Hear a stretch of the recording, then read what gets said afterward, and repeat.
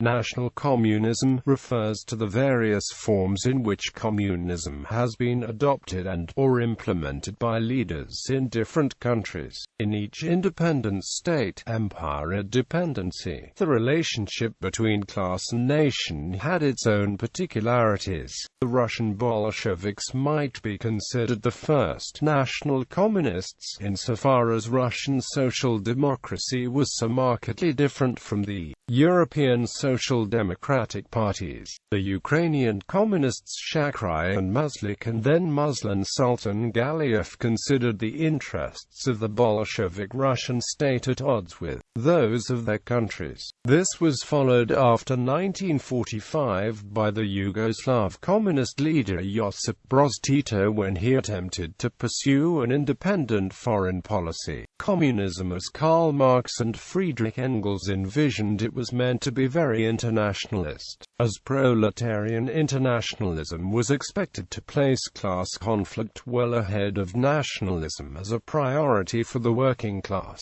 Nationalism was seen as a tool that the bourgeoisie used to divide and rule the proletariat, whereas the influence of international communism was very strong from the late 19th century through the 1920s, the decades after that, beginning with socialism in one country and progressing into the Cold War and the non-aligned movement, made national communism a larger political reality.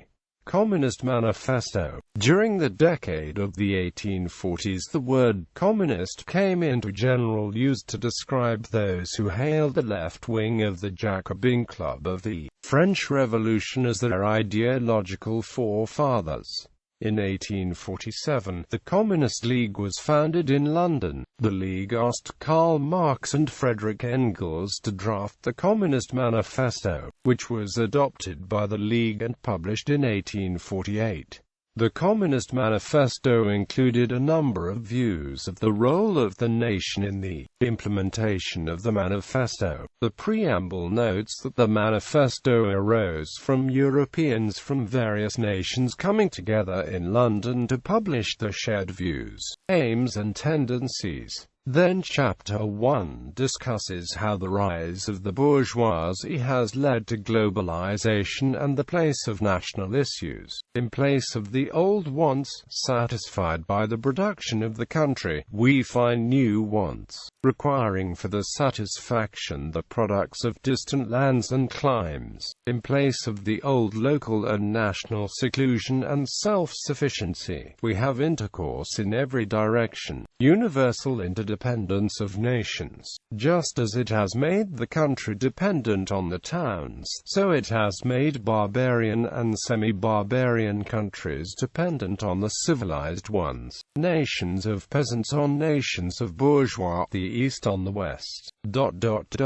Though not in substance, yet in form, the struggle of the proletariat with the bourgeoisie is at first a national struggle. The proletariat of each country must, of course, first of all settle matters with its own bourgeoisie. Maxim Rodinson wrote in Marxism and the Muslim World. Classical Marxism, for once faithful to Marx himself, postulates that a socialist state cannot be imperialist, but no proof is provided to support this thesis. According to Roman Rozdalsky, when the manifesto says that the workers have no country, this refers to the bourgeois national state, not to nationality in the ethnical sense. The workers have no country, because according to Marx and Engels, they must regard the bourgeois national state as a machinery for their oppression, and after they have achieved power, they will likewise have no country in the political sense, inasmuch as the separate socialist national states will be only a transitional stage on the way to the classless and stateless society of the future, since the construction of such a society is possibly only on the international scale.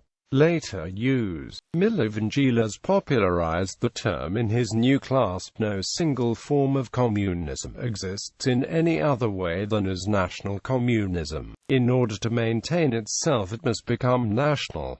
A few years earlier, the ex-communist Manifesto Roy noted, "Communism in Asia is essentially nationalism painted red." Quote, the Dutch Social Democrat Anton Pannekoek and Russian monarchist Nicholas Ustryalov and Vasily Shulgin pointed out in 1920 that Russians first nationalized communism. They thus drew attention to how far the Bolsheviks differed from all other European social democratic parties in terms of structure and ideology, and to the fact Vladimir Lenin's Bolshevik Party can be considered the first national communist party. In March 1918, Lenin renamed his party the Russian Communist Party. National communism also refers to non-Russian communist currents that arose in the former Tsarist Empire after Lenin seized power in October 1917, and to the various communist regimes that emerged after 1945 in other parts of the world. In the wake of the Russian counterparts, left-wing socialists in Ukraine and the Muslim areas of the former Tsarist Empire also developed distinct variants of communism that continued in the USSR until 1928. Ukrainian and Muslim variants differed from each other on 2 points in particular. The Muslims believed the fate of world revolution depended on events in Asia, not Europe. They also argued alliances with the national bourgeoisie were necessary for the duration of the liberation struggle. Class divisions had to be ignored, otherwise the national bourgeoisie would turn away from national liberation, ally with their imperial counterparts, and thus ensure the ultimate collapse of any revolutionary struggle and national liberation. In its Muslim variant, it was a synthesis of nationalism, communism and anarchism as well as religion. Muslim communists included people from both left and right-wing groups which predated the revolution, joining the between 1917 and 1920, some of whom later were narcomnats under the People's Commissar Joseph Stalin. In Ukraine, in 1918, the book De Kavili, written by the Ukrainian communists Shakhrai and Mazlakh and Vasily Shakhrai, challenged what they saw as Russian domination over Ukraine under Bolshevik rule. The precursors of the Ukrainian communists, the Ukrainian left Social Democrats, in March 1919 tried to direct the mass anti-Bolshevik uprising that began then in Ukraine but failed to win control over a sizable territory. The main military force under Danilo Zalini was defeated by July 1919. Faced with Denikin's successful offensive, they decided to stop further military activity and ally with the Bolsheviks as the lesser evil. In January 1920 they formed the Ukrainian Communist Party, which recognized Russian communist rule over Soviet Ukraine but criticized Bolshevik administrative, cultural, political, party and economic centralization. In a letter submitted to the Third International that year, they extended the analysis of Shakhrai and Mazlakh in Muslim regions of the former Russian Empire. Open conflict between prominent Muslim theorists such as Sultan Galiev, Mir Sayed Sultan Galiev and Lenin and Stalin broke out in 1919 at the Second Congress of the Communist International over the autonomy of the Muslim Communist Party, as well as at the Congress of the Peoples of the East and the First Conference of the Turkish People's Communists of the RSFSR, and significantly at the 10th Congress of the Bolshevik Party. The crisis resulted in the purge of the Communist Party of Turkestan in December 1922 and the arrest of Sultan Galiev in 1923.